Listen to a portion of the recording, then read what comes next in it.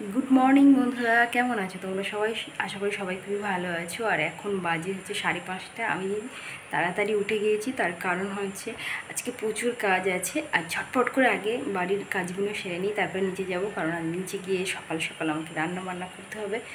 তো কথা বেশি না বলে ঝটপট করে কাজগুলো শুরু করে দিই।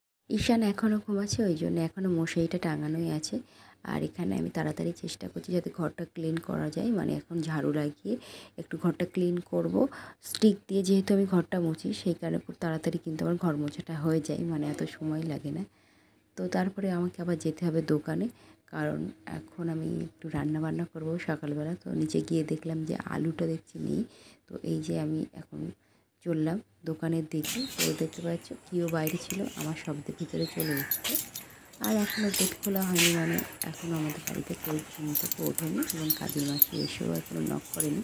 কাজের মাসি এসে নক করলেই তারপরে এখানে দরজাটা খুলে দেয়, নিয়ে এসে ঝাড়ু টাড়ুগুলো লাগিয়ে দিয়ে যায়। তারপরে পরে এসে বাসন মাজে। তো এখন আমি ঘর খুলে দিয়ে, মানে বাইরের দরজাটা খুলে দিয়ে দোকানে গেছিলাম। দোকান থেকে ঈশানের জন্য ম্যাগি আনলাম, আর আলুটা ছিল না, আলুটা আনলাম। এখন ঝটপট করে আলুটা কেটে এখানে তাড়াতাড়ি করে ভেজে নিচ্ছি, কারণ হচ্ছে সময়ও চলে যাচ্ছে।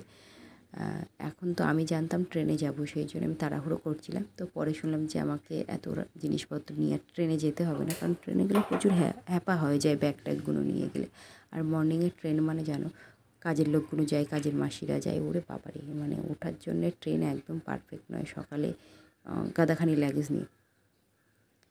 তো এখানে দেখো আমি ঝটপট করে আলুটা কেটে ধুয়ে নিয়েছি, আর এখন তেল দিয়ে দিয়েছি। তেলের মধ্যে একটু লবণ দিয়ে দিয়েছি যাতে তেলটা না ছিটকে ওঠে গায়ের দিকে, তাও ছিটকাচ্ছে যাতে। আর এখানে আলুগুলো ভেজে নিচ্ছি। তো আলু একটু বেশি করে কেটে নিয়েছিলাম, ভাবলাম একবারে না হলে আরেকবার ভেজে নেব। তো এখানে হালকা হালকা করেই ভেজে নিয়েছি, কারণ সময় নেই, ওই জন্য খুব একটা কড়া করে ভাজতে পারছি না। তো একটু যত সম্ভব কাটা যতটা লাল লাল হয়ে যায় আর কি। তারপর এখানে আমি সর্ষের তেল দিয়ে নিলাম, আর ওর মধ্যে একটু কী বলে ওটাকে ভুলেই যাচ্ছি, তেজপাতা, শুকনো লঙ্কা আর একটু জিরের ফোড়ন দিয়েছি। আর এখন দিচ্ছি হচ্ছে এলাচ, দারচিনি, লবঙ্গ আর একটু জয়িত্রী, যত সময় জয়িত্রী ফলই বলে, তো ওটাকে একটু ফোড়ন হিসাবে দিয়ে দিলাম। তারপরে এই যে কালকে রাতেই আমি আদা রসুন আর পেঁয়াজ সব চটনি করে রেখেছিলাম, ওই জন্য আর চাষ হয়নি, মানে সকালে উঠে করাটা আমি তো কখনো করি না, ওই জন্য খুব চাষ হয়ে যায়। তো তারপরে এখানে পেঁয়াজগুলো কষিয়ে দিলাম, টমেটো কেটে দিয়ে দিলাম, যাতে তাড়াতাড়ি শর্টকাট হয়ে যায় আর কি। তো তাড়াতাড়ি পেঁয়াজটা সিদ্ধ হয়ে যাওয়ার জন্য একটু যদি লবণ দিয়ে দেওয়া যায়, তো খুব তাড়াতাড়ি পেঁয়াজটা ভাজাও হয়ে যায়, টমেটোটাও গলে যায়, নরম হয়ে যায়। তারপরে এখানে দেখো আমি কালকে রাতে চিকেনটা কাটিয়ে আনিয়ে, দেশি চিকেন ছিল এটা আমাদের, যে কারণে দেখতে পাচ্ছ গায়ে ছাল বা চর্বি আছে। তো এটা ম্যারিনেট করে ফ্রিজে রেখেছিলাম। তো নর্মালি রেখেছিলাম বলে এটা আর বরফ জমেনি। আর এই যে মশলা করছি, মশলার মধ্যে যদি একটু হালকা চিনি দেওয়া যায়, তাহলে কালারটা খুব সুন্দর আসে তরকারি। ওই জন্য এখানে একটু আমি চিনি দিয়ে নিলাম। মশলা কষা হয়ে যায়, মানে আদা রসুন কষা হয়ে গেলে এখানে আমি চিকেনটাকে দিয়ে দিচ্ছি। আর আজকে ছিল হচ্ছে আমাদের দেশি চিকেন, মানে আমি ওদেরকে বলেছিলাম দেশি চিকেন খাওয়াবো, কারণ পোলট্রি আমি খাওয়াবো না। আর পোলট্রি আমি নিজেও খুব একটা পছন্দ করি না, অতএব আমি যদি কাউকে খাওয়াই, তো আমার অপছন্দের জিনিসটা কেন খাওয়াবো। সেই কারণে আমি আজকে ওদের চেষ্টা করলাম একটু দেশি মুরগি খাওয়ানোর। এইটা ছিল মেটে, এটা চাইছিলাম না নেব, কিন্তু আমাদের মায়ের গ্রুপে একজন আছে যে এই মেটেটা খায়, খুব ভালোবাসে, সে আমাকে বলেছিল আমি কিন্তু মেটে খাই জানিস। আমি বললাম ঠিক আছে। তো যেহেতু আমার ছেলের জন্মদিন ছিল, তো ওদেরকে আমার খাওয়ানো হয়নি। তো আমাদের গ্রুপে একটা রুলস থাকে, যার এই বাচ্চাদের জন্মদিন হবে, তো আমরা মায়েদেরকে ট্রিট দিই, আর সবাই বাচ্চাদেরকে গিফট দেওয়া হয়। তো আজকে আমার ট্রিট ছিল, ঈশানের ফেব্রুয়ারিতে জন্মদিন চলে গেছে, একটা লং টাইম আমি এখনও দিতে পারিনি খাবারটা, তো আজকে আমি দিয়ে দিলাম, মানে সময় হয়ে উঠছিল না আর কি। মানে একজন আসে তো আরেকজন আসে না, এইভাবে ডেটটা পিছিয়ে পিছিয়ে দেখো মাংসটা দারুণ কালার এসছে, রঙটা দেখতে পাচ্ছ কি দারুণ এসছে। তারপরে এখান থেকে আমি চলে এলাম ছাদে, মানে রান্নাঘরের কাজটা কমপ্লিট করে স্নান করে কিছুটা জামা কাপড় ছিল বাথরুমে, সেগুলো এখানে দেখো ঝটপট করে কেচে নিয়েছি। কিছুটা নয়, অনেকটাই জামা ছিল আমার আজকে জামা কাপড় কাচার জন্যে। মানে যেদিন কাজ থাকে তো একবারে সকাল থেকে শুরু হয়, যেদিন কাজ থাকে না কিন্তু আমার একদমই ফাঁকা। আমি ঘুমিয়ে ঘুমিয়ে 8টার সময় উঠি, ছেলেকে রেডি করাই, 10:30টার ট্রেনে চলে যাই, মানে আমার কোনো চাপ নেই। মা তো রান্না করে দেয়, মায়ের হাতের গরম গরম ভাত খেয়ে আমি আর ঈশান চলে যাই স্কুলে। আর মা দুপুরে রান্না তো মা নিজেই করে নেয়।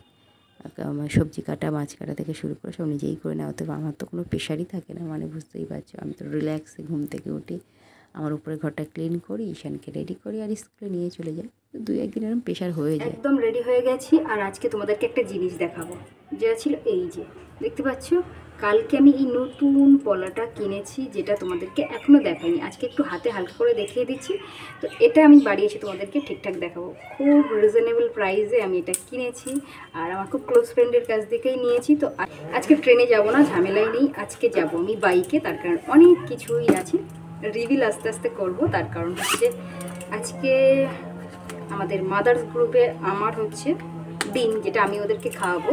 তো ওই খাবার টাবার নিয়ে যেতে খুব অসুবিধা হয়, ট্রেনে গেলে খুব অসুবিধা, মানে ভিড় ট্রেন, ছেলে নামাবো না ব্যাগ নামাবো, ওই ভেবে আর ভাবলাম আজকে যদি একটু বাইকে নিয়ে যাই তো খুব ভালো হয়। দেখেছো, ছোট্ট মতো ব্যাগ নিয়েছি, এর মধ্যে আমার টিফিন বা পয়সা ফোন টোন রাখতে খুব সুবিধা হয়। এটা নিয়ে নিলাম। আর ঈশানের ব্যাগ ওই দেখো রেডি করে নিয়েছি। ঈশান যেহেতু বাইকে যাব, তো সানগ্লাসটা বার করে নিলাম।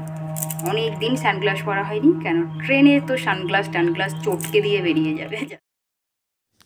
এখানে চলে এলাম ঈশানের জন্য টিফিন বানাতে, তার কারণ এখনও পর্যন্ত টিফিনটা আমি বানাইনি। তো বললাম সকালে দোকানে যেহেতু গেছিলাম ম্যাগি আনতে, তো এখানে 2টো ইউপি নিয়ে এসেছিলাম। আজকে ভেবেছিলাম একটু চিকেন দিয়ে ইউপি বানিয়ে দেবো, মানে ইউপির মধ্যে একটু বোনলেস চিকেনগুলো কিউব কিউব করে দিয়ে ওটাকে বানিয়ে দেবো, যাতে ওর সকালে না দুপুরে টিফিন দিয়ে দেবো। আর সকালে এখন ভাবছি একটু ভাত খাইয়ে নেব। আর এই দেখো বড় কন্টেনারটা বার করেছি, ওর মধ্যে আর একটা কন্টেনার আছে, যে আসবে না তার জন্য একটু প্যাক করতে হবে। তো একজন আসবে না বলেছিল, সে প্যাক করে দিলে নিয়ে যাবে আর কি। তো এখানে আমি ঝটপট করে তুলে নিচ্ছিলাম, কিন্তু এখানে তুলতে তুলতে আমার মনে হলো হাত ব্যথা হয়ে যাবে, উপর থেকে নিচে নামাতে গিয়ে ঝোলটোলগুলো পড়ে যাচ্ছিলো গ্যাসের উপরে, মানে ওটা আবার পরিষ্কার করাটা আর একটা ঝামেলা।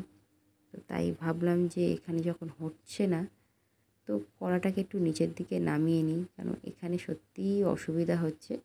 তো ভাবলাম নিচে নামিয়ে কড়াটাকে ওই বক্সের মধ্যে সব নিয়ে নেব। তার আগে ঈশানের জন্য এখানে একটু মাংস নিয়ে নিচ্ছিলাম, 1 থেকে 2 পিস আর একটা আলু, কারণ সকালে তো আমি সাধারণত ঘি ভাত খাইয়ে স্কুলে নিয়ে চলে যাই, আর চিকেন হয়েছে বলে একটু দিচ্ছি। তো দেখি যদি খেতে না চাই তাহলে আবার অপশান ঘি আনতে হবে। তো এখানে ঝটপট করে ওর ভাতটা তরকারিটা খাওয়ানোর কমপ্লিট, আমার সমস্ত কিছু রেডি, ঈশানও রেডি। তো আমরা চললাম মিষ্টির দোকানে। তো যেহেতু আমি খাওয়াছিলাম, তো এখানে ছিল মিষ্টি। তো আজকে আমি নিয়েছিলাম 15 টাকা দামের এই যে রসগোল্লা। এই রসগোল্লা কিন্তু দারুণ, আর আমাদের চাম্পাটির মিষ্টি অনেকেই যেন অনেক ফেমাস, আর এই দোকানের মিষ্টি তো আরোই ফেমাস, ওদেরও খুব ভালো লাগে এই দোকানের মিষ্টি। তো দেখো দোকানে দাঁড়িয়েই আমি যেহেতু বাইকে যাব, তো সানগ্লাস স্কার্ফগুলো খুব ভালো করে লাগিয়েছি। ইনসিডেন্টলি আজকে আমি স্লিভলেস ড্রেস পরেছি, এটা আমার মনেই ছিল না যে আজকে আমি বাইকে যাব, মানে তাও এখানে দেখো স্কার্ফটা দিয়ে আমি কিছুটা চেষ্টা করেছি আমার হাতটাকে কভার করার জন্য। আমার একদমই মনে ছিল না যে আজকে আমি বাইকে যাচ্ছি, আর বাইরে এত রৌদ্র ছিল আজকের দিনটাতে যে কী বলবো, কোনো দিন বেপরোয়া রৌদ্র হয়ে যায়। তো দাদাভাই এখানে আমাকে নামিয়ে দিয়ে চলে গেল। আর এটা ছিল আমাদের সেই ঘরটা যেখানে আমরা ওয়েট করি আর কি বাচ্চাদেরকে স্কুলে দিয়ে। এই দেখো এখানে আজকে ছিল পিটি, আর সাদা ড্রেসটা এইভাবে নোংরা করছিল এখানে বসে বসে। ওই যে দাদাভাই ছিল ওপরের, উনি চলে গেল। আর এখানে এই যে পেপারটা ছিল এটাকে আমরা পেতে নিচ্ছি।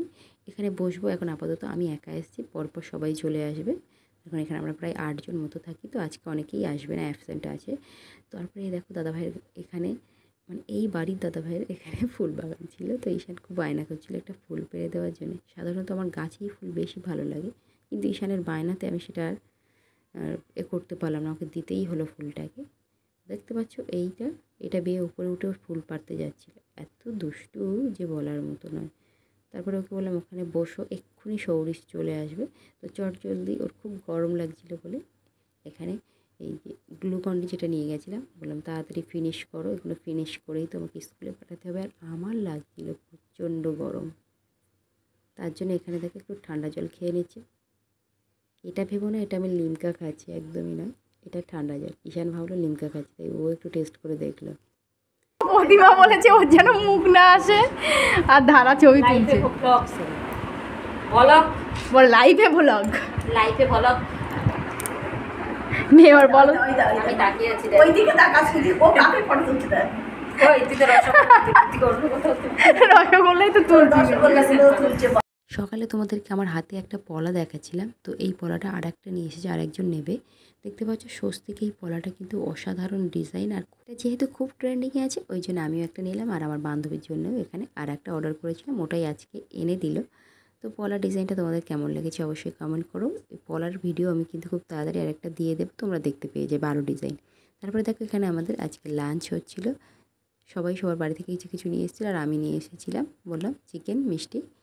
আর এখন 2টো বাজে, এখন আমরা লাঞ্চ সবে শুরু করেছি। বাইরে প্রচণ্ড প্রচণ্ড গরম, মুখ পুরো আগুনের মতো জ্বলে যাচ্ছে, মানে এত জ্বালা করছে মুখ যে কি বলবো। জয়ের এই চারকোল ফেস ওয়াশটা ইউজ করছি, যেটা আমার মুখ জ্বালাটা কমাবে।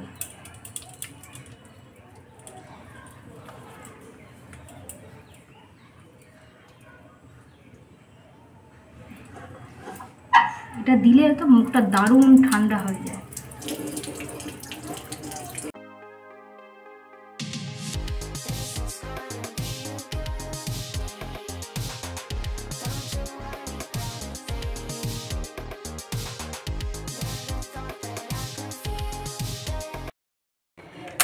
ফেস ওয়াশটা দিয়ে মুখ ধোয়ার পর আমি তো আমাকে চিনতেই পারছি না, মানে আমার মুখ এতটা কালো ছিল, মানে রৌদ্র থেকে যখন ফিরলাম, মানে স্কুল থেকে যখন ফিরলাম, মুখ প্রচণ্ড কালো ছিল, মানে এগুলো পুরো লাল হয়ে গেছে। এখন আমি দেখতে পাচ্ছি, দেখো গলা কালো মুখ ফর্সা, মানে ফেস ওয়াশটা দেওয়ার সাথে সাথে কত তাড়াতাড়ি ইমপ্রুভমেন্ট করলো, মানে ট্যানটাকে কত সহজেই রিমুভ করে দিল। তো এখন যেহেতু যাব আমি ফুটবল খেলার মাঠে ঈশানকে নিয়ে, তো এখন হালকা একটু রেডি হবো, মানে রেডি না, মাথাটা খুব ব্যথা করছিল চুল বাঁধার জন্য, তো জাস্ট একটু নর্মাল চুলটা আঁচড়াবো আর ঈশানকে রেডি সেডি করবো আর নিয়ে চলে যাব। এত গরম যে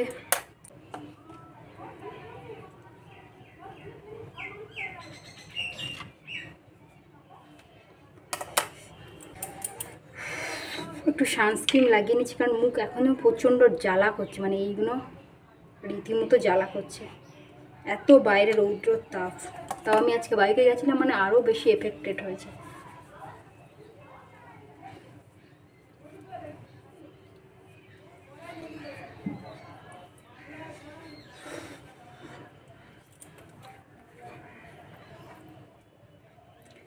তো রেডি হয়ে গেলাম, ঈশানকে এখন জলদি করে একটু জার্সি পরিয়ে নেব, বুট পরিয়ে নেব, জল আর গ্লুকন্ডি প্যাক করা হয়ে গেছে, তো ঝটপট করে নিচে যাই, কারণ 4টেও বেজে গেছে। আমি আজকে অনেকটাই লেটে এসেছি, তো দেখতে পাচ্ছ এখানে প্র্যাকটিস শুরু হয়ে গেছে, তারপরে আমরা এসেছিলাম। ওই যে ঈশান দূরে দেখতে পাচ্ছ, আর আজকে চলে এসেছে 2টো কোচ, দুজনে বাচ্চাদেরকে রেডি করাবে। এখানে বিশাল বড় মাঠ, আর ছোট বড় মিডিয়াম অনেক সাইজের বাচ্চাদের এখানে প্র্যাকটিস করায়। এখানে দেখতে পাচ্ছ প্র্যাকটিস চলছে, আর ঈশান ছিল সব থেকে ছোটো, মানে এই যে ব্যাচ ছিল সব থেকে ছোটো, আর পাশে ছিল ওই দেখতে পাচ্ছ আর একটা কোচ চলে এসছে। আর এরা কী বদমাইশি করে দেখো, ঈশান হচ্ছে সব থেকে কিন্তু ছোটো পটাকা বড়া ধামাকা, মানে ও সব থেকে ছোটো আর সবার পিছনে লাগে, এত দুষ্ট। ওকে কিন্তু সবাই খুব ভালোবাসে, মানে সব থেকে ছোটো বলে ওকে বেশি দেখতে সব সেম হাইটের, কিন্তু বয়সটাও অনেক ছোটো। হয়ে গেছে সন্ধে, আবারও ব্লগটা স্টার্ট করলাম। ঈশানকে খেলার মাঠ থেকে বাড়ি আনলাম, এনে একটু খাইয়ে দাইয়ে ওকে আবার টিউশনিতে দিয়ে এলাম। টিউশনিতে না দিয়ে আসলে ও তো বাড়ি একদম পড়াশুনো করে না। এবার আমি একটু ফ্রেশ হয়ে নিয়েছি, রান্নাবান্না ঝটপট করে কমপ্লিট করে ওকে আবার আনতে যেতে হবে। আর কদিন ধরে প্রচণ্ড বায়না করছিল একটা অ্যাকোরিয়ামের জন্যে, তো আজকে ফাইনালি ওর অ্যাকোরিয়ামটা চলে এসছে, জলও দিয়ে দিয়েছি, মাছও দিয়ে দিয়েছি 2টো। তো সেই অ্যাকোরিয়ামটা তোমাদেরকে দেখাবো। এত জ্বালাতন করছিল অ্যাকোরিয়ামের জন্য কি বলবো, মানে পুরো মাথা খারাপ করে রেখেছিল অ্যাকোরিয়াম অ্যাকোরিয়াম অ্যাকোরিয়াম, মানে তো আজকে ফাইনালি এনে দেওয়ার পর ও একটু শান্তি মনে পড়তে গিয়েছে, এসেই এখন করবে মাছের সঙ্গে খেলা। তো তার আগে তোমাদেরকে একটু দেখিয়ে দিই কেমন ছোট্ট একটা অ্যাকোরিয়াম আমি বানিয়েছি ওর জন্যে, অর্ডার দিয়েই বানিয়েছি, যাতে করে ও ছোট জায়গার মধ্যে থাকে আর খেলাধুলো করবে, তো যদি বাই চান্স পড়ে টরে যায়, তো সেই জন্য একদম ছোট্ট দেখে একটা বানিয়ে নিয়েছি। চলো দেখাই তোমাদেরকে অ্যাকোরিয়ামটা কেমন হয়েছে।